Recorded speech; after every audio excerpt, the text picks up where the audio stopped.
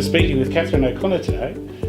Kathryn, a lot of the time we're involved in family disputes, typically between might be a father and a daughter, a brother and a sister, or children from the first marriage and a second spouse. Yeah. Quite often we're used to recording the agreement that the parties have reached, but we're not good at that sort of dealing with the delicate issues of just sort of trying to find out what their values are or just dealing into the dispute. So I want to hear from you about how you can help in terms of family coach in these sort of situations. Oh, that would be great, Steve. The biggest reason is because communication within the family, when it increases, gets results. So when you're looking at preparing heirs for a wealth transfer and you're wanting the best success rate you can get, increase your communication. When I think about coaches, I have to say there's a lot of benefits to having a coach, but there's three things that usually come up in almost repeatedly in every family. And one of those benefits is that you're helping the family identify their purpose. Really important. Number two, I teach techniques that make it so much easier to sit at a family meeting and talk about those sensitive and really important issues. A lot of times there's never been space given to that. The third thing is the mood within the family changes over time. And evidence to support this is when I sit down and I interview a family member initially, they often tell me, I don't feel like I have the support of my family. But it's amazing, like 3 months later, 4 months later, that same individual can stand up in the family meeting and say, the benefit of this meeting was that I feel like I have my family behind me. They are watching my back. Witnessing that is so powerful and so emotional.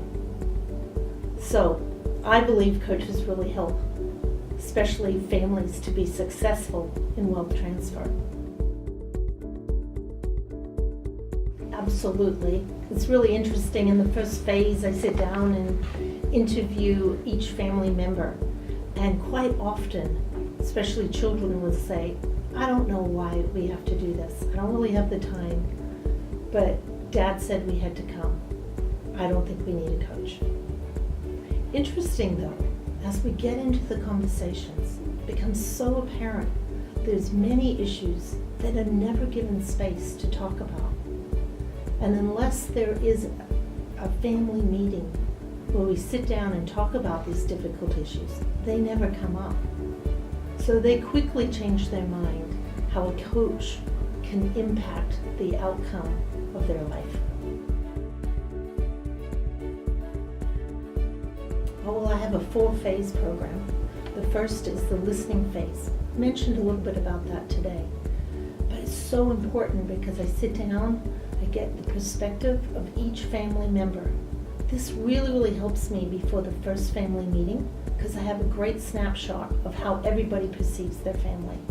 The second phase is actually working on new techniques to increase trust and communication within your family. The third phase is very important because we start revisiting what are the common values within your own individual family, and then looking at how we transfer that to your family mission statement. This is key to the program. The final phase is incorporating Steve and any other advisor that needs to be involved to align, make sure the values and the mission statement are aligned with the documents that need to be prepared. Oh, well, there's a great test that I use, the Wealth Transition Quiz. It was created by Roy Williams of the Williams Group.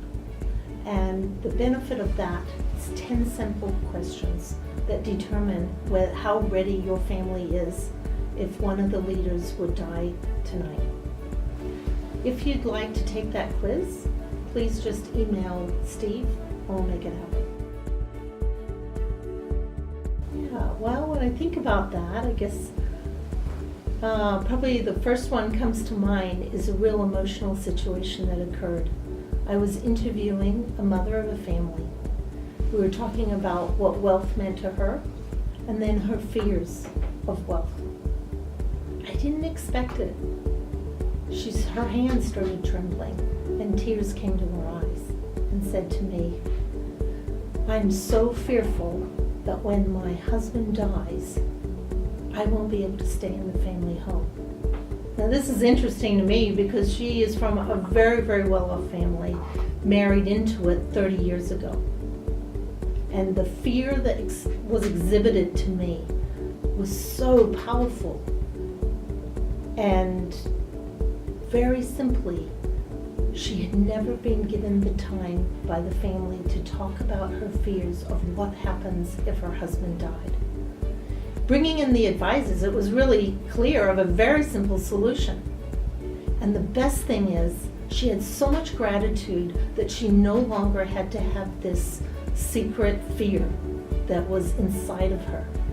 The reality is, all of the positive experiences are when the family has become united. They've become strong. And they've given each other time to listen and to be heard. This is why I really believe coaching can change the outcome of the wealth transition if you give it time. If you think you have a situation where Kathryn or myself may be able to assist, please don't hesitate to contact us.